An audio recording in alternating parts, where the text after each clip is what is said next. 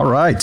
Welcome, Evan Mahaffey. No. That is I do get to use that as an alter ego if I wish. I sometimes tell people my name's Eric Mahaffey. Yeah. If I don't want them to really know who I am. I get called Josh Ivy a lot. Oh, makes sense. Yeah. But Evan McCommon, welcome. Thank you. How are you, sir? I'm doing well. Good. One of my favorites. One of my favorite local business people, entrepreneurs. You're just saying that because I'm in your store all the time. Well, that is true. So that it goes a long way. It does help. But no, seriously, tell us your position. Tell us everything about what you do. Okay, so I guess I'm the owner, founder of Mahaffey Farms. We're in Princeton, Louisiana, and you can adjust Houghton. that if you want to. Okay. Just push up if you need it. Wherever. All right. Let me just start over. Just keep going. Just keep talking. All right. You're good. So Mahaffey Farms is a small family business. It's my wife and I own it, and we run pasture-raised livestock, and we sell to the public directly. That's what makes us unique as a farm, is that we are not in any commodity type business. We actually we produce, process, and sell all of our products directly to local market, either in our store or some wholesale. Now, you said Princeton and Houghton. Yeah, it's a little confusing because our property, like the line between what's considered Princeton, Louisiana, and Houghton kind of goes through our property.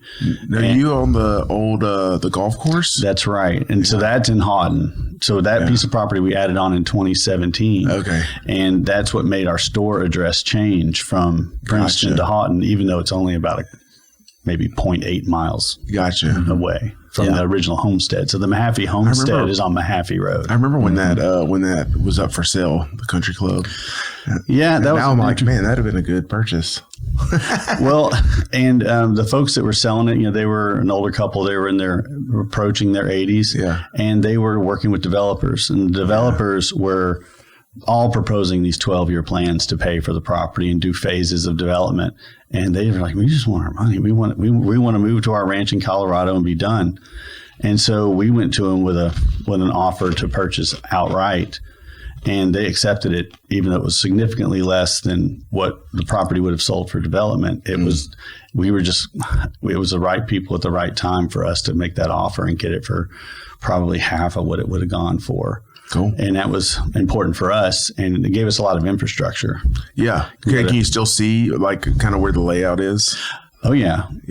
And there's still a few ball washer, podium things out there, and of course I repurpose those for on a farm. Nothing. They're completely useless. We use the irrigation system still, and. Let's see, what else do we use there? Oh, well, we also gained a building that was zoned to be B2 already. And so that allowed us to put our little store in the old clubhouse immediately, which was a good savings. But our plan, and we've started the due diligence on it, we are going to build a store on Highway 80. That was the entire purpose of buying the property. And and we have the backup plan of, like, if this all doesn't work out for the farm, then we can still hopefully sell the property or develop it however we wish. But the plan is to keep it a farm, and it connects to the main family land that's on Mahaffey Road. How many acres is the farm itself? We own several hundred acres in the area, but most of our business, when it comes to the family business, the Mahaffey land, is timber. But for the livestock and the whatever vegetables we do is probably 300 to 500 acres. But it's really concentrated depending on what enterprise we're talking about. And that's another thing that makes us sort of unique, is that most farmers kind of have a specialty, and our specialty is not having a specialty. We do beef, pork, chicken, vegetables, and we even do firewood. We have our own processing services that we offer. We process our own chickens, we process our own pigs, our own beef, everything. So it's complicated. Tell me how it started. The origin story, probably the thing that was like the catalyst for the whole thing, was my grandfather had passed away in 2009, and I was remodeling his house. And I had been, since I was probably 19, 20 years old, had been entrusted with taking care of the family land. And we were mainly just doing timber, and we had a consulting forester, and that's what we were engaged in. And so I was remodeling this house, and I was putting up a trim board, and I noticed a little sticker on the trim board that said "Product of Sweden." At that exact moment I was reading that sticker, there was a logging truck of our logs off our land going right behind me. And it's like, what's going on? Why am I putting a Swedish board on my grandfather's house when I'm selling the lumber? Like, what's going on? And I had already been looking into different enterprises. Like, I kind of have, I guess, the entrepreneurial spirit, but I wanted, like, what can I do on this land that I can make money and be on the land? I like outdoorsy stuff. And so I had read some books, and the main books that influenced me were Joel Salatin's books, where he basically, a lot of what I do is a copy of what Joel Salatin has done in Virginia. And he was the kind of the pioneer of pastured poultry and direct marketing. And so I had, having read his books, noticed that he did seminars and things. So I've been to his marketing school probably 3 times. I've been to several seminars, and I just started getting into this. At the time, regenerative agriculture wasn't the phrase. The phrase was either sustainable or even organic before the government actually took over that word. You can't even use the word organic without a certification. But so I was into sustainable agriculture. And then that is morphed into, we probably started using the word regenerative 2014, 2015, something like that. And that's just simple. That's just saying everything you need is on the land. It's something like that. So sustainable was the concept that you could stay, like the land wouldn't degrade, or the systems wouldn't degrade, or the ecology wouldn't degrade. Well, that wasn't really good enough. We want to regenerate. We want to make it better, because a lot of the agricultural land in the United States has been degraded over heavy use, and we're not putting things back. So if you're just harvesting hay or grazing something and not putting anything back, the soil life and the soil health depletes, and then the productivity of the land depletes. And so there's a lot of information going around about the Midwest and how the soil is being depleted, and we're X number of years away from all these problems. And so regenerative agriculture is a way of restoring things or bringing things back up. So what we focus on is moving animals and the nutrients that they bring, and rest periods, so that the biology can actually rebuild the soil life and not use harsh chemicals to kill the soil life. Yeah. So we focus more on living things rather than killing things. Yeah. And, and I have seen this movement just by listening to podcasts and stuff. I'm not big into it, but I do know. But the reason for not doing it is because it's not as profitable, I guess you would say, or it takes more work. It's kind of not, or maybe not on a big scale. You can't really do that on a big scale, large scale. Yes, it's the economy of scale issue and the efficiencies of the industry. As most farmers are price takers, not price makers, and it is difficult to take on the retail side of it yourself and sell directly, because I have to internalize all of those costs, and so it by nature makes my product more expensive. But so at like at the grocery store, if a pork chop is $3 or $4 a pound, mine are $6 to $9 a pound. And I think from a consumer's viewpoint, they're like, well, this guy's gouging the price. And honestly, I'm probably making the same margin or less than the commodity pork farmer who's raising them. But my argument is that you can't buy my product in the grocery store. Like, there is no comparison of my quality to the quality of our pork chop. Like, people that once they've tasted, like, okay, I can't buy pork chops at the store anymore because I didn't realize I wasn't eating pork chops. So let's go into that. The quality, would that be, I guess, what are some of the factors? I think there's another element. Obviously, you're supporting a local company, right? And you're living off of animals that were raised in your region. Yes. And so there's probably some benefits to that probably go way over my head. But what are some just practical things that make yours a better quality than that comes from a large scale farm? A lot of it is the animals' demeanor and environment, and they actually exercise. They're in a field, they run, They have access to a variety of foods, or forages. They eat bugs. They eat grass.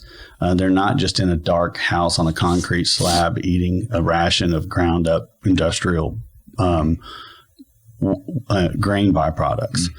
We still feed on pasture, but even the feed that we buy is much more higher quality. We use a non-GMO feed that's specially made with a mineral blend for pasture raised pigs. And we also raise a heritage breed. We raise a red wattle Tamworth cross. And so that breed actually has a very good marbling quality to it. So but we pretty much have chosen the best of each segment of that whole animal's life, and the breed that is old world, where it has, if you read about the red wattle hog, it'll talk about how they have like some of the best tasting pork, like top 3 in the world. And so it just turns out that hog that breed was thought to be extinct up until I think 1987. And it was rediscovered in East Texas. And when I learned about that, I was like, well, that's the pig I'm going to raise. And we were in East Texas, basically. And so that's why I chose that breed. And we don't have to use any, I shouldn't say any, but we don't have to use these heavy dewormers and medications. It's very rare that we have an issue with any of those problems. Like I don't have to, if you follow the land grant university instructions on how to raise pigs, they'll have you medicating them like several times a year. We don't do that at all. So when you decide to take this breed and start breeding, you should like go buy 2 of them? Like, how does that work? Probably more than 2 is my guess. It was more than 2. Okay. We actually, I think we do about 200 or 300 pigs a year at this time. But the first pigs I ever bought, got them off Craigslist. I think I bought 6 of them. So do you not? So the breeding process. Do you get them after they're already a certain age? Yeah, you generally want it at the weaning age. So after they're no longer dependent on the Gotcha. mama. But how I ended up with red wattle was I'd read about them, and then I met Jason Brady at Wine Country at the time. And I was talking to him at the farmer's market, and he's like, you ever heard of red wattle hogs? I was like, yes, I'd love to get some of those if I could find them. He was like, I know a guy. And so there's a guy, I don't, it's Paul Dixon in Shreveport. He had some, and he sold me some. And so I started breeding them, and then I got my breeding stock to a certain point. I think I had 4 sows and a boar, and I met another guy in Arkansas, and he had some. And we made a deal where I gave him my breeding stock in exchange for him selling me every piglet that he raises. So that's what we've been doing for like the past, I guess, 10 years. Oh, or no, it's been 12 years that he's been. So how often are you getting them? We get about 20 to 50 weaned pigs every, it's probably every once a month or every other month that he brings us a load, and we're constantly rotating pastures, and we keep them in groups. They are kind of like they have their little I don't want to call it a tribe, but they don't, like, you can't just take a pig from one group and put it in this one. They're going to fight. Yeah, they'll beat him up. He's an outsider. So we do have to manage that of thing. The Bloods and Crips out there on the another way to make money. Let's set some fights. MMA. Should do some bets. Well, that's great. So one of the things, and I had come, actually Josh had invited me to some event. Probably something on the grounds. Yeah, on the grounds. I'm going to say it wrong. Fete. Fed on the farm. Fed on the farm. Yes. But then but I think that there was another one we went to, a slow cook something. Oh, they buried the pork up under the ground. Man, you were there? I was there when it rained, and then we were like up in the upper room, like. It rained really bad, and then so we were moved up to the second floor or something like that day. Oh yeah, I felt like I was part of some secret society. I was like, "Is this? Are we in a cult?" Oh yeah, that was that was our Seasons and Traditions event we did with Hardette. I believe it was an outdoor barbecue. It was awesome. Yeah. You were there, man. Yeah. So I've been to two different events. Mm-hmm. Wow. Yeah, good stuff. Oh, I love it. Oh yeah, it's great. But one of the things I remember, because you were explaining something, but the way that you do chickens, right? Mm-hmm.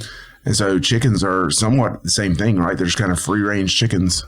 Yeah, we do run them in a shelter, but that's to protect them from predators mainly. But we move them every day to fresh pasture, and that is for the same reasons I mentioned on the pigs. Like they have access to grass and bugs, and they have a more diverse diet, and they exercise. They're moving, and our chicken just it's not comparable. It tastes like chicken, and but it's a different younger. level. And you were talking about the age of chickens, like how if you're at a like a Tyson farm versus you guys, is it an older chicken or younger? Ours take a little bit longer to grow out. They're a little bit more efficient, but I think we're 7.5 weeks. They're probably 6 weeks or 6.5 weeks, something like that, for them to get it. And it also depends on how big you want it to be. And those chickens, they got like the jack chickens, right? Yeah, just like pumped. Yeah, we do raise the same breed, Yeah. which is like a Cornish cross, and Americans are used to a lot of breast meat. If you were to raise a real heritage chicken, it would take like 12 weeks, maybe 15 weeks, and you still wouldn't get that amount of breast meat. And so we still have to, in order to meet customer expectations, we use the Cornish cross. Just to make sure we have enough breast meat to make it practical, because we have to get at least a pound of breast meat per bird in order to make it efficient for us to do all of our work and package it. Yeah. So one thing I've noticed, and I'm trying to think back if this is also with pork or chicken, but I definitely know with beef is and maybe it's just my experience, but like I like a ribeye steak. Mm-hmm. I love a ribeye steak, but it seems like these store-bought ribeye steaks tend to be more fatty. Is that true than grass-fed? Yes, and it's a very complicated subject. Great, let's get into it. I've always wondered. Well, I mean, and I'm not claiming to be an expert, but I've learned a lot over the past 5 years. When we purchased our meat processing plant, I was sort of just siloed in my grass-fed beef, and I sold grass-fed and finished beef. And if you didn't like my beef, that was okay. Mm-hmm. You go by the grocery store because you're used to more marbling and fat. And just like every industry, consistency is really important. And the USDA has set up standards. So you have like select, choice, and prime beef. And so you probably like choice or prime ribeyes. And there's a lot of marbling there. Well, it's extremely difficult to get that heavy fat content in marbling with just grass. You have to have the right season because, the grass isn't even growing in the wintertime. Mm-hmm. So we really have like this spring lush and a fall lush. In the summertime, it's really, it's dormant. It's too hot. So you have to have this right amount of sugars in the grass to get that marbling. And there's other factors that make it even more difficult where we are here is our soils aren't that great. We have sandy soils. They don't have a lot of minerals. The grass that we grow is just low in sugar. It's incredibly hard to do grass finished beef. And there's these comparable levels. So it's not just grass fed and finished beef because, well, are you talking about just that category? Or are you saying you want like a gourmet grass-fed and finished beef? That's what I call it, which where if you can get choice marbling on grass-fed and finished beef, then you have choice grass-fed and finished. But so the comparison is really difficult. And our business is, and I'm lucky that I went to class and learned these things, that when you start a grass-fed and finished beef business, you want to start with your ground, the actual ground beef, because you don't want, if you're not finished well, you don't want to sell that ribeye to someone and have them have a bad experience and say grass-fed beef isn't good. Mm. Well, that's not true because it's all different. It's even more seasonal and there's more art that goes into getting that right. So it's the comparisons it's just not fair. Yeah. And it's not even graded, Yeah. So we most of the grass-fed beef that we sell is ground beef, and it's because and we look at it, we call it butcher's choice. But if my butchers look at that animal and say, this one's really not going to make the best steaks, this will be for ground. That's what we do. Yeah, and we're trying to support the industry in a way as far as like not put out a bad reputation for everybody else trying it. Sure. Yeah. Yeah. And I'm sure part of it's just kind of like what you grew up on too, is like you just have an acquired taste for something, right? Yeah. Well, it's funny. You meet these guys that like love deer meat and they love elk, and then they say they hate grass-fed beef. And I'm like, that's grass-fed beef. Grass-fed beef is lean and good. It's very much like an elk. If at the minimum, it's better than elk. And so it's like, And there's probably thinking back, I was probably trying to cook the ribeye the same way I would one of the other ones, right? And you probably need to take some different steps. Yeah, I think that I got those through some kind of like meat box thing my wife had gotten me for like Father's Day or something. Mm-hmm. But then one other thing they were sending was this wild caught salmon. Mm-hmm. And I'm like, this is disgusting. Like, I need that. Give me that. Yeah. What do they get at Brookshire's? I mean, this is. But that's the other point, is that you can get grass fed beef that's just as good as choice grain finished. Mm-hmm. Yeah, it's just harder to get, especially here. I mean, there's just not anybody around here raising grass fed and finished beef. I mean, Scott Sample's doing some of it, and he's got good pastures, but I don't really know anybody. So would you say that there's a way? I'm sure it wouldn't be economic or ideal, but is there a way to put those nutrients in the ground, or is that just not feasible? There is. And so you basically would be raising a crop to graze, like and there are folks that do that, just not really around here. I mean, I've considered doing it, but the cost and haven't gotten there yet. I just spend more time. I need to bring this back, which is like, by us running our chickens on pasture and using that manure from them, our pastures where we run chickens do produce the quality grass that you can finish on. But I don't have near enough to finish a herd of cattle and have a consistent product yet. I mean, the industry, or not the industry, but the enterprise I'm involved in is a very long game. Yeah. And that's what makes it, we're here at a small business podcast. And I'm like, I feel like it's such a different world to talk to business guys, because the decision timeline that you guys are on is so short. And that was one of the first things that you have to learn is like, if I was running a t-shirt company, I put out my t-shirts for sale. I get my feedback. I make an adjustment. I increase production. I make these changes. Well, I'm looking at 8 weeks on a chicken is my shortest timeline. Yeah. And so if I have a restaurant or even in any sort of customer situation where I need to deliver a product and they say, well, can we get some of this next week? And like, no, it's going to be 8 weeks. Like, for me to change what I already have in the system, and I have multiple batches going, and with cows or cattle, it's 3 years, 2.5 to 3 year cycle time, and with my pigs, it's about 6 months. And so everything I do, so I'm actually still a startup. And that's what's really. Well, I was going to ask you. I've been doing this 13 years, and I'm a startup. Well, that's and I've heard some guys on the podcast doing these types of farm. I don't know, somewhere in South Georgia or something, but a lot of them tend to be generational, right? Because it takes so long to get to the scale they're at. Yes, it's like it was my grandpa did it, and then my dad, and now me. Yeah, and the silly part about what I'm doing is a lot of the pastures that I have are cutovers. Because we clear cut timber. I mean, the golf course was a golf course, but that wasn't good either. Yeah. That grass that was abused grass as well. Yeah. And so I've been building pastures as well as trying to build a business.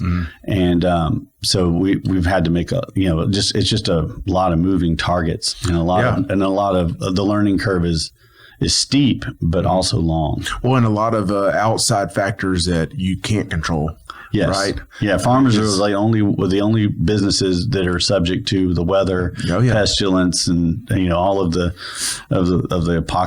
apocalyptic parts of the Bible that they talk about. All those things come to us. Bugs, and we have army worms, and just all kinds of crazy things that we're always dealing with. Well, I was going to say, you're playing this game on like the hardest level possible, right? Yeah, more or less. Yeah. I mean, I think restaurants have it hard too in some ways. I mean, I think about the hardest businesses I can think of, and restaurants are comparable in some ways, but with so here's another big important thing. So I have come from the real estate world a little bit too, is that the land value, when people think of farming, they say, what's a farm? Well, it's this piece of land. No, stop. That's not real estate. Investing and real estate ownership have nothing to do with farming anymore. They used to land values, especially farmland values, were based on what it could produce, like what were its yields. That's all gone now. So it's in the distance from from land value to agricultural business value, or like most farms, I shouldn't say most, I don't know the actual numbers, but a huge number of farms and farmers you meet are working on leased land. Because they couldn't afford to buy the land and pay the mortgage. They couldn't make the first month's payment because they're probably 5 years to a decade away from break-even profit, or to even make the payment. So most of this, it is generational in a lot of ways because it's inherited land. Because if you were having to start fresh with land, that's you're not in the same. Yeah. So a lot of the farmers that are into the regenerative agriculture are struggling and searching for land access. Land access is a big issue. Yeah, and we have this big change. So you have there's so many forces pulling on farming right now. It's very difficult for anyone. So you mentioned the national challenges right now. Mm-hmm. What does that look like? And I'm sort of like an observer, because what makes me different is I'm vertically integrated, and I'm on inherited land in a lot of ways, and I sell direct. So I know my customers and I sell direct. Well, if I was a regular cattle rancher, like most of them are, I'd be taking my animals to auction and taking the price on them. And cattle prices are crazy high right now. I think they're at record highs. Well, that sounds good because they're getting the most money. Well, they're also not able to buy because it's too expensive. So the margin so if you go to buy calves and you're gonna grow them out, well, you have to pay like $2,000 for a 500-pound animal, where it would have cost maybe $1,000 or $800.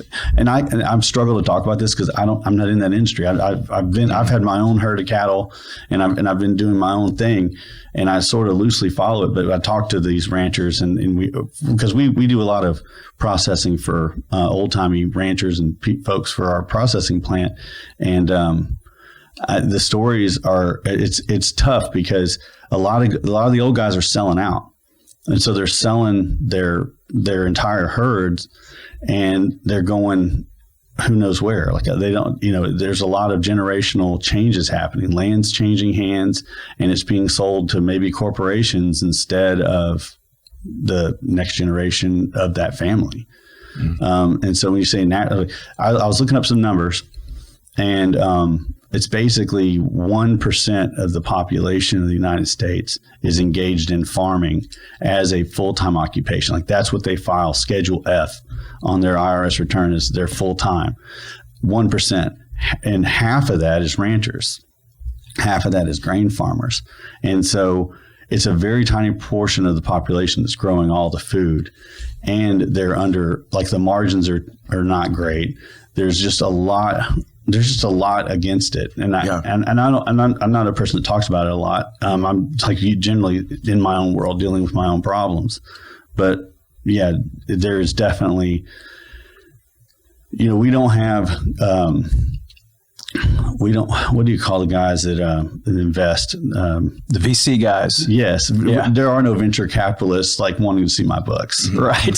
They don't want to see it. They don't want to have anything to do with me. Well, right. And that's what, and you talk about business, but obviously there's some passion. I mean, for you to do what you do, you have to be passionate about it. Yeah. Right. Yeah. And that's really probably, I think you have to have attention deficit disorder as well. Yeah. Yeah, that might be any good thing. I think a lot of entrepreneurs have that. Oh yeah. But yeah, so when you decide that you're remodeling that house and you decide, hey, this would be a cool thing, do you just start go and research it, or who do you go tell first that this is something you want to do? I am a hyper analytical researcher. Like I probably spent 2 years looking into, at the time, sustainable agriculture and reading books and going to seminars before I bought my first animal or equipment or anything like that. So I did have like a plan of what I wanted to do. But when I did make that decision, it never even occurred to me that it wouldn't work out. And I think that stupidity probably helped me succeed, because I never gave up, and I still haven't given up, even though there's been a lot of reasons to give up. Yeah. So that's the tough part. Well, I think that, when you think of, like, if you're looking at a business aspect, you think of the, the technical or the operational side of running a farm. Most people that know that are not good at sales. Right. Or probably not very good at business planning, marketing, right? Or marketing, right? Yeah. And so you kind of or have, even bookkeeping. Yeah. Yes. And so you kind of have a unique background to be able to do this because it seems like you have experience in all of those areas. Yes. And my biggest weakness, it was interesting because for 15 years, my original first career, I was in computer-aided design and engineering. I worked for Poland Weed Eater for 5 years until they left town. And then I went to Frymaster and worked there for 10 years. And I was in new product development and design. And I was like, when I left Frymaster, I was senior designer in my department or my little area. And I was very happy with that career and I liked it. But I just had this entrepreneurial spirit that was dragging me out. Well, I had a buddy that was in real estate. And so he kind of taught me into getting into real estate sales. And I got into that. And I really focused on the Mike Ferry program at that time. And I had to, because I knew my weakness was sales. I didn't know anything about sales. I spent a lot of money learning about marketing and sales in real estate. And then when I focused on the farming thing, I read the books about the guys in marketing because I really wanted to be independent and I knew I had to have those skills and I'm not good at it. Naturally, I'm an introvert. I don't like to talk to people that much. And so having to do marketing and sales, like, when Josh invited me to do this, it's like my inner voice was like, no way, do not. But this is what you got to do. You got to put it out there and explain to people what you're doing so they know. And it's just telling the story and being honest about what you're doing, authenticity. Yeah. But my engineering background gives me this hyper quality focus. Like everything I'm trying to do, I'm trying to be efficient. I'm trying to be high quality. I'm always trying to differentiate what my product is over what's out there. And a lot of times it's just about getting it in people's hands and letting it speak for itself and just waiting. Being patient and consistent has been the real, I think, what separates me from maybe some other folks that have started at the same time. I have seen a lot of farms start and go, and I wouldn't say they didn't succeed, but they decided not to continue to do it. Yeah, which is not, I hate it when people say this business failed. It's like a lot of times businesses don't fail; they just decide to stop doing it because it's not a good vehicle, right? Yeah. And so you can change vehicles. Yeah, yeah. And so I think because we're diversified and because we do so many things, like they all complement each other. Because if I just did pigs, what am I going to do with the rest of my day? I just got to do something else. So because pigs only, pig chores only take an hour. Chicken chores take an hour. And then you have cattle chores take an hour. There's 3 hours. Now what? Mm-hmm. Well, you might as well be selling the product. You might as well be processing. You might as well be building new systems. And so it really appeals to me because I don't ever have to do the same thing every day, all day, and really just be like, bored. I would love to see you work on pig chores for an hour. I think that would be really, really fun to watch. We used to go to this, we called it, I'm trying to think of what it's called. It's up in Mena, Arkansas area, but it was like 10 miles off of paved roads. And we called it a pig camp because this family had a farm and they created a camp for kids that couldn't afford to go to camp. And so they had to just come work at a farm. Well, no. So we called it pig. We called it pig camp because the recreation was to have these teenagers go out there and try to catch these pigs. And it's free. So you don't have to pay. They were in the pen. We were just like, that was part of the recreation. It's like, all right, go try to tie up this pig or something like that, and everybody just stand around and watch. Like that was the recreation. Labor. Not much to do. Yeah, we're solving problems here for you. So man, we called it pig camp. I can't think of the name of that camp though. Genius idea. Yeah, good idea. Evan, now, there's a couple things I'd want to say, and obviously I've watched you for a long time. I think, number one, I got a tremendous amount of respect for what you do because obviously it is really, really hard work and, the long vision and all the things that you're talking about. But some of the things that I've noticed personally, like I'd say some good things, and I think there's lots and lots of good things. But number one is your point of differentiation is so strong, right? I'm a customer, a long customer. When I lived in Princeton, I would get the deliveries where it was like, hey, you can get a delivery to your house of this meat every week. And it was awesome. And I loved it. And when I moved an hour away, Obviously you moved just out of our range. Yeah. Well, that's okay. But I think your point of differentiation is so strong.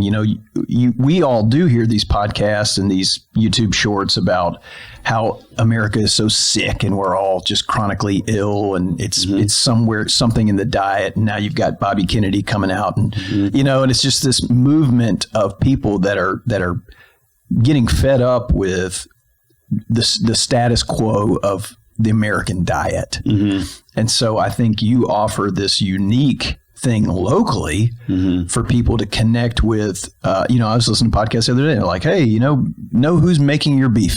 You should know your butcher. You should know the man making your beef. And we've lost connection from that. We walk into the grocery store and we think they just grow it here. They just bring it out from the back. And just put it on the shelf. Yeah. But that's not true, right? I mean, it's got a much deeper story. So I think that it's really inspiring that you do what you do. But when you talk about your sales and marketing, I think you've done really, really well with creating a little mini local movement with some of the restaurateurs here. Yeah. Well, and I don't know if I created it or was they were happy to have me come in. But if it wasn't for Key Mexico, I don't know what we would.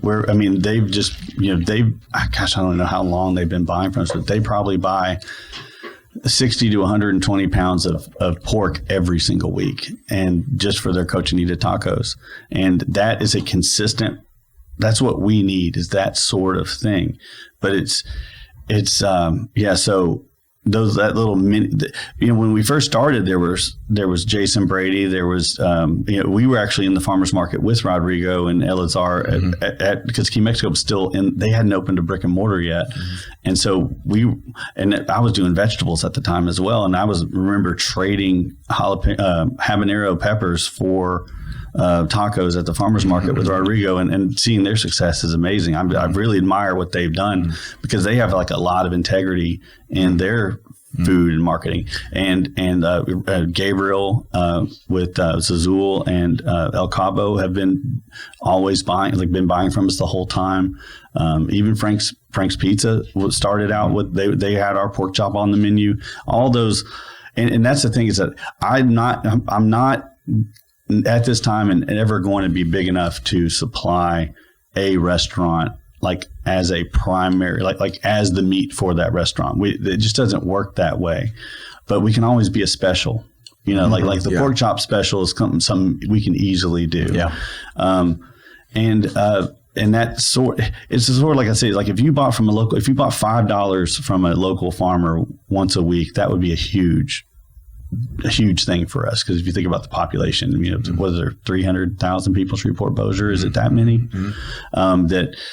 That's a lot of money, and there's that nowhere near the money I just said is being spent. Right. We have a very small core. I think I looked at the numbers, and we have approximately 2,000 customers that are like repeat customers, and we have new customers that come in and try it.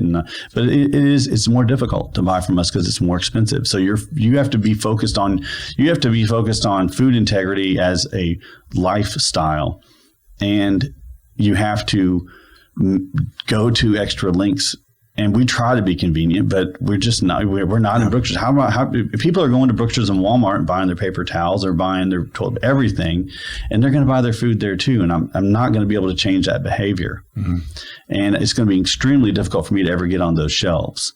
So I am sort of unscalable.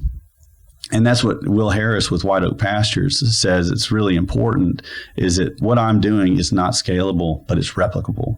And so we just need more people doing it. Yeah. And it's really, we almost just need more people buying it as well. And it's just a matter of them tasting it and eating it consistently enough to feel the difference, because that's what's really hard to communicate. I don't like to get into nutritionisms because there's so much nutrition argument in the space of like, is this actually healthy? Is this diet good? What should I eat? It's like, there's even people that are saying, well, grass-fed beef isn't even nutritionally significantly different than grain finished. It's all a scam. There's all these things. It's like, that's fine. Just eat it. Like prove me wrong by trying it yourself. And there is something there. I don't think it's a placebo. I have too many customers that have been with us for too long, and I've seen them change. Well, the industrial farming, and listen, one of humanity's great accomplishments, right, is industrial farming. The fact that 1% of the population can feed 330 million is amazing. Like that's mind blowing and great, because there was times in history when people thought we're going to have so many people, we're going to run out of food. It hasn't happened, right? No. Like we got food. No. We, the poorest among us fight obesity. Like, I mean, there you go, right? So a huge accomplishment there. But sometimes the second order, third order effects of that, as we see now, it's just it leads to maybe not the most optimal healthy outcomes. If you think about chemicals just constantly pumped into the soil, constantly pumped into animals, all through the chain, then is there going to be an effect? My guess is yes. I don't have the data, but it tracks to me. What do you think? Yeah.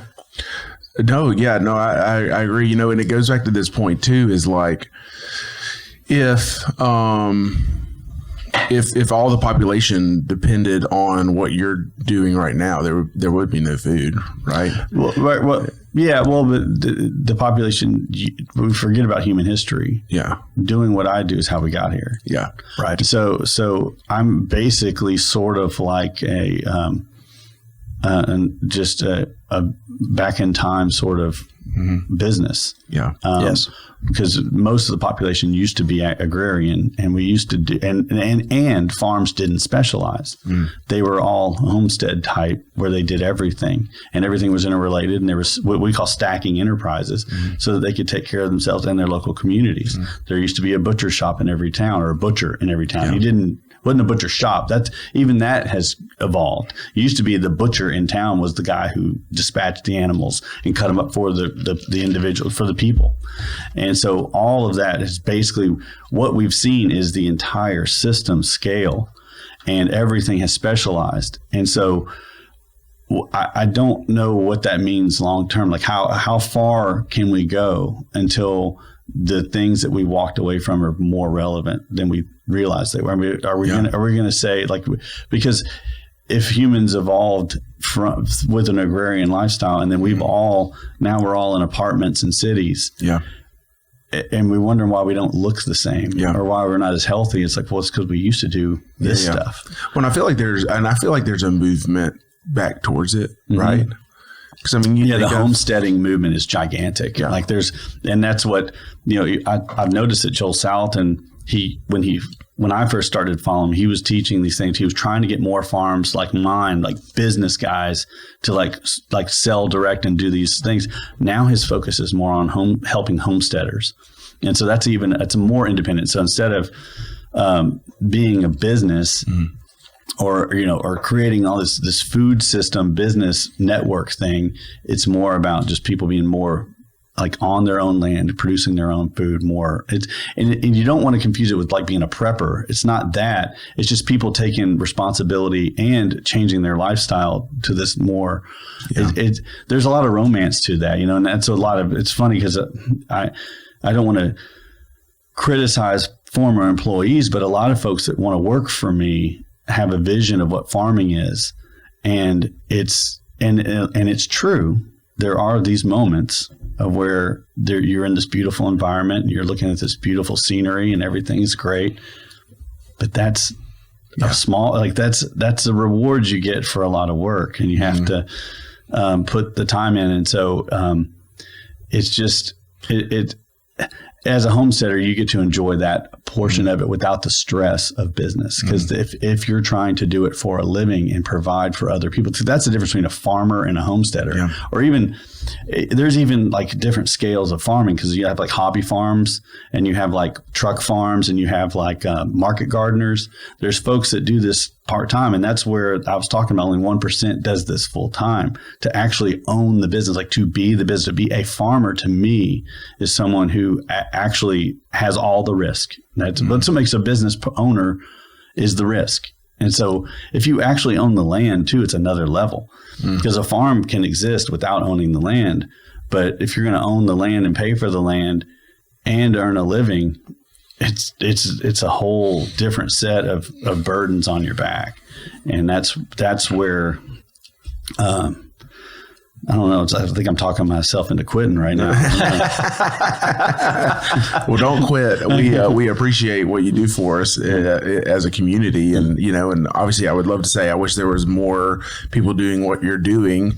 I think that it comes back and kind of what you were saying about this romanticize of what it's supposed to be, but really, it's really not. So it's kind of, it goes back to the vision. Right? Is like the vision has to be clear. And this goes back to business and the organization. The vision has to drive everything that's going on, because being a employee at a hardware store, probably not always the most sexy thing, right? But if the vision is, what's y'all's vision? Something about changing people's lives or something like that, one hammer at a time or something. And close. Okay. But as a business owner, you got to keep that vision clear. Yes. So that they're not like, oh, I have to restock again. Like, this is just not great. But then when the vision is, no, you're actually changing people's lives or impacting the community in a way, then, and that's our job as leaders, to keep that vision clear, to drive that. So when you're on your 5th day in a row, picking up crap or whatever they do on the farm, yeah, well, they thought they'd be, feeding I get emails and people asking to work on the farm pretty often. And another one I get is a lot of moms asking if their teenage sons can come work for us, and absolutely not. Johnny keeps getting expelled from school. I think they see it as like it's just a boot camp of hard labor, and they're going to learn some ethics or something. And it's like, they won't get off the Nintendo. I actually need skilled workers. I actually need people to know how to do things, and you'd be surprised that a large number of the people I've hired have college degrees. Yeah, and it's not what people think it is. There is more to it. But I don't know. I got off on a tangent there, but I agree with you that I've learned more about business than lately in the past 5 years for sure than I expected to, because I've been forced to. Because you want to. It's a difference between like being self-employed and owning a business, because I want to be a business owner. I don't want to. You want to be able to actually step away if you need to. Like, wouldn't it be nice to go on a 2-week vacation? Well, I can't do that generally. If I do, it takes a lot of coordination to make sure somebody's in place to take care of something if something goes wrong. And I think all business people live through that, and we all sort of know what most other people don't know is what the responsibility is. Nobody, unless you've owned a business, you don't know you don't feel it. Sure. And I want to add one more thing. And what the public doesn't understand is how many calories it takes to make a calorie. And it's like, we're so disconnected from that idea that it's like, you kind of do want those kids to work on the farm, but you can't take a video game kid, put him on the farm and fix him in 2 weeks. It's not going to happen. But they just don't. We're just disconnected, and the earth is like we come from it, and so we have to have a closer connection. And everybody wants it. They want it. There's city parks and there's national parks, and people want to go. They go on vacation. They want to go to walkable small towns, or they want to go out in the country. And how many people tell me that I'd like to have a farm one day when I retire? What business is considered a retirement? It's an odd thing. Oh yeah, and it's definitely a Western thing. Yes, but so I see the homestead movement being almost like a return to normal human behavior. Yeah, and it's a very good thing. Yeah. And I see that. I see that even, and I don't, even having now my oldest son's being a teenager, but you start seeing this movement of, I think they are starting to recognize the effect that a lot of like technology and stuff had on our generation. And they're like, hey, I don't want to be like that or be so dependent on that. And I think there's a movement towards that. Yeah. Well, when Steve Jobs talked about the home computer, it was supposed to be a bicycle for the mind. We're supposed to use it as a tool. What it's evolved into is an entertainment black hole. Is that most of the time people are spending on computers is not computing to use to do productivity things. It's just being doom scrolling or being entertained or following something. And I think we're probably all the same. And we listen to podcasts. So I'm listening to, like, I'm out there working in the field. I'm listening to podcasts like this of guys talking about how they get things done. I'm not listening to murder novels or whatever. Yeah. Well, you might want to after a hard enough day. Yeah. Man, listen, I'm so glad that you came to do this, and I'm so glad for what you do. Thank you. He's been a big supporter of our barbecues. He's brought the chickens in, and I've had several of the cooks say, these are the chickens we want to cook with. Right. Like we love these chickens. We've had them come back and buy for other competitions, which has been really nice. So I appreciate it. I appreciate your store a lot because it saves me from having to drive to Bossier to the Home Depot and all that. But I was going to say, if you ever need to know where something is in your store, I bet I might know where more things are than you do. You do for sure. So if people just are listening, they're like, hey, I want to get some of the meat and the products and cook with it at home. What's the best way to do that? To come by your location? That's what we prefer, just because our goal is to, like, if I could snap my fingers and have my business where I want it, I want a store on Highway 80. And that's it. I don't want to do the deliveries anymore. I don't really want to ship. I just would like to be a neighborhood store for my community and have it be big enough to support my family. That's kind of the goal. So I prefer that. But cultivate318.com is our website, and we can deliver to your house. We deliver on Tuesdays and Thursdays. You don't have to be there. You just leave a cooler out. You pay online, and the food shows up.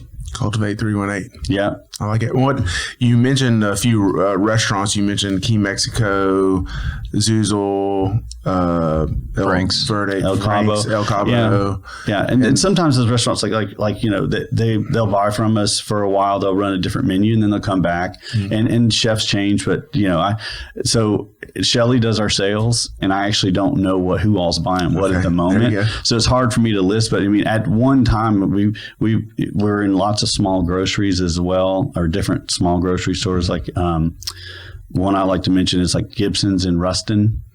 He has a great little grocery business, and it's alternative grocery based. It's like a little micro Whole Foods. That's cool. And he carries our stuff. We actually have a store in Calhoun at our meat processing plant. You can buy stuff there. I mean, that's cool. It's difficult. That's one of the things I'm not good at, is like keeping a website up to date and like what stores are in. That's almost a full-time job of like editing and like keeping that stuff up.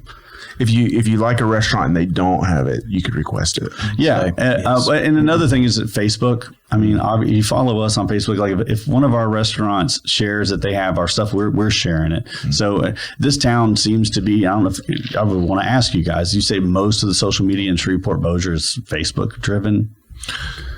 I think so. I would think so, but I'm in my 40s. Yeah. So. I mean, I don't think there's a Snapchat world for business going on here, or TikTok. I mean, I don't know TikTok, but I would imagine that Facebook is probably the safest. Yeah, I did have a lady kind of chew me out for not being on TikTok. I was like, I just can't. I'm not doing it. I would love to see you dancing on TikTok. Would be really fun to see. Yeah. And my content stuff has been very, very low lately. I'm just like, because we're doing fine. We're consistent, and we have a good crew of customers that just keep consistently supporting us.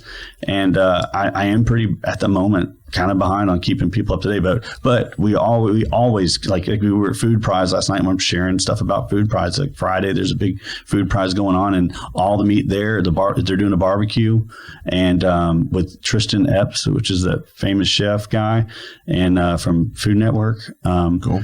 And they're cooking our chicken and our pork. So nice. There's all these little things going on that I just need like a social media person to just keep supporting these things. You need an intern. Yes, I need an intern. Social media intern. Then you could go hire Johnny. Johnny could be your social media person. The video game kid that needs to work on the farm. Yeah. That's right. He could probably do that, huh? Yeah, I suppose. So we close out with 3 questions. Okay. What is the best meal you've had around here lately? I don't go out that much, but where did we go? I'm sorry if this takes too long because I don't eat out as much as I should. I mean, we literally last night we were at the Food Prize and I had duck that we really liked, and I'm sorry. Food Prize duck is That sounds pretty good. It's not bad. That could be I think that was from Heron.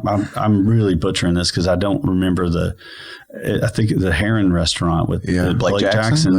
I think that was his chef. I'm hoping they do have. I'm hoping I'm not mixing. Talked about the duck. I might be offending somebody. Okay, I don't mean to do that. He's been on the podcast. He's been Great restaurant. Yeah, and had his dessert last night. He was there and he made the dessert. It was great. Oh yeah, we'll give him the prize. Yeah. Yes. Blake wins.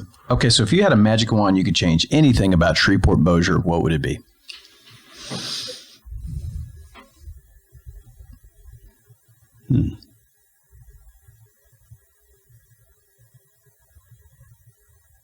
I wish they would sweep the streets.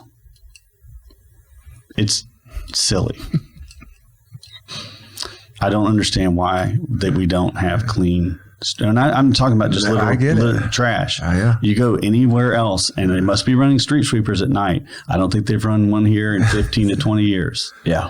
I don't understand. That is true. Growing up, I always saw them, street sweepers. Yeah. In all the cities I've lived in. Why isn't it not here? Yeah. Yeah. Well, the last guest said cleanliness. Cleanliness, yes. Right. The landscaping on the roads. Right. Yeah, public. Cleanliness. I just don't. I don't know if I don't even know who's in charge of that. I don't. Yeah. It's city or state, but everywhere you go, like there's just like debris, trash. Not necessarily like garbage trash, like household trash, tires it's or just something, chunks of stuff. And it's like you go to any other city, and all that stuff is swept up constantly. They maybe they run their street sweepers once a night. I don't know, but it makes it look.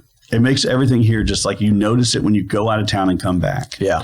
We need to have a 50-cent suggestion box. That's right. Since he's coming in and doing all these great things, can we start putting some practical suggestions? Yeah. Hey, you're coming from New York. Bring one of the street sweepers with you. Well, there was a big deal. I guess it was in I don't know what it was, but they were talking about the reduction in New York City crime at one point. Maybe it was the 70s or 80s. I'm going to get it wrong. And part of it was just clean up the graffiti. Yeah. Part of that, like there was just there was a mentality that was attached to it. So I read a book called The Geography of Nowhere.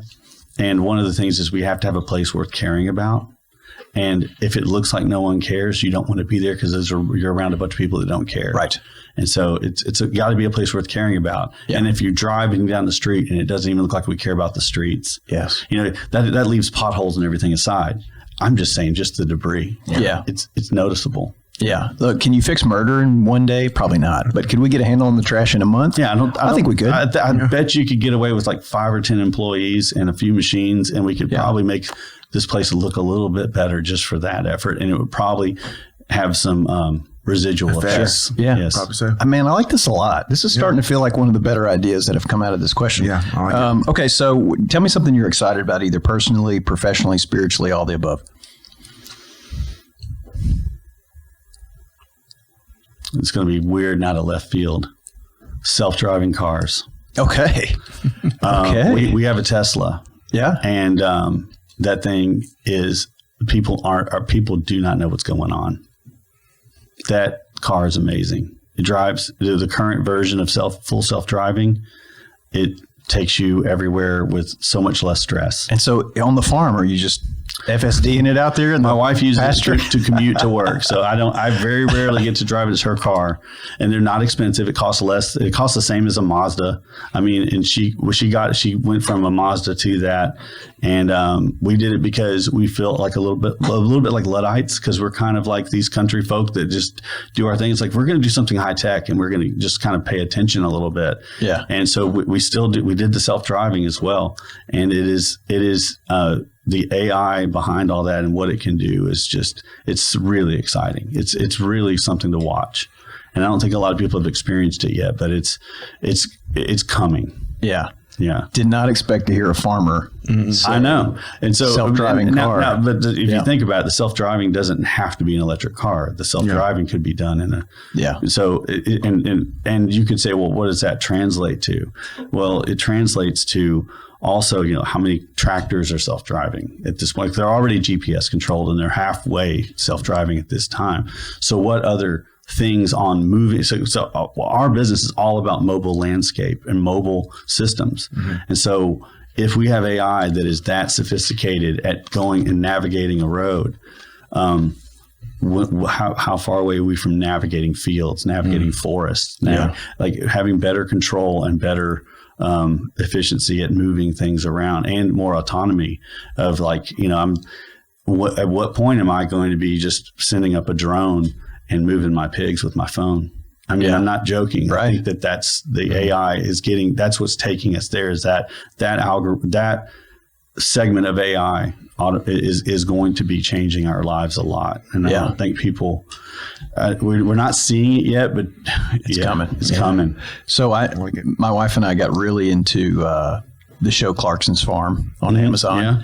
And I don't know if you've watched any of it. I've seen some of it. It's funny to me. It is. And I think more than anything, the net benefit, other than just the characters being very entertaining, very entertaining people, is that they're, at least over in the UK, they are really bringing the plight of the farmer to a much broader audience. People who would probably have no clue. They live in London. It's like they go to the supermarket or whatever. Yeah. And so it's this awareness that they're building of, hey, this is what it takes. Because you see it, they get to the end of the year and they're like adding up what they spent and what they made. And at the bottom is just nothing left. And it's just like, oh, this is just a gut wrenching job. Work. The grain guy, I'm unfortunately just spending most of my time self-absorbed with my own problems, but the stuff I follow about grain farmers and things is like, it's like, well, this year we were $1.5 million in debt instead of being $2 million in debt. And like, that's success. And it's like, Jesus, man, it looks so difficult for what they're doing to make it all work. But I think what's important about it is that they're drawing attention to, hey, like what you were saying earlier, there's a connectivity to the land and we've been separated. And so the point that I'm making in that show is that it's the same thing for you. Yeah. Like, you're out telling a story to connect people to something that we've become disconnected to. Yeah. Yeah. And I think it's very important. And there's another little circle thing there with the AI revolution that we're just in the beginning of, is that if people are going to be losing their jobs, a lot of these mid-level office jobs are going to be lost to AI. Another perspective I've heard is like, well, you're not going to lose your job to AI. You're going to lose your job to a person using AI. Right. So it becomes, instead of managing how many clients you're managing, it's like, well, how many AI systems are you managing? But my point is, what are we going to do? Well, I would suggest we homestead. We go back to this connection. Like, that's what we're going to find more pleasure in, and spending more time outside or doing more of those things that we actually are, either whether you believe created or evolved, whatever, we're still connected to the earth. And I think that we'll find peace there. Yeah. I think you're 100% right. And so thank you. Number one, just thank you again for coming. Thank you for what you do. I loved it, man. I've got some of your sausage in the freezer, like right now, and I'm looking at it going, what am I going to do with this weekend? I need to do something with this weekend. Awesome. So, yes, thank you very much. Sponsor time. Oh, yeah. Well, you go with yours. I need to pull mine up. All right. So, speaking of local small business, Ivy's Building Materials. We have a location in Halton, close to Evan's shop, in Blanchard and in Mansfield. We are a locally owned home center, meaning if we have everything to help you build a house, repair a roof, fix a toilet, or paint a room, you can do all that at ivylumber.com. We're here to improve lives one sale at a time. There you go. Ivylumber.com. Please check us out. I like it. I'm glad I got most of that right. One hammer at a time is close. Priority Roofing, locally owned, family-ran business specializing in residential and commercial roofing, repairs, replacements. There's no jobs too small. They've helped thousands of people in our area over the past 6 years, I believe. Call them 318-202-2123 or visit their website, PriorityRoofingLLC.com. And we have Plumber for Hire, locally owned plumbing company specializing in residential commercial plumbing. They like to get to jobs within 24 hours of the request, and they do an awesome job as well. 318-709-9090, plumberforhiresbc.com. And then last, we have Clint Davis Counseling, helping people make lasting internal change for external growth and success. 318-562-6903. Excellent. All right. Well, a great show. Thank you, Evan. I look forward to eating your food very soon. Yes. And man, please, everybody go and buy some stuff from him and taste the difference, because I believe it's a real thing. So thank you very much. Another episode where I leave hungry. Me too. Yeah. All right. Thank you. All right, Thank y'all.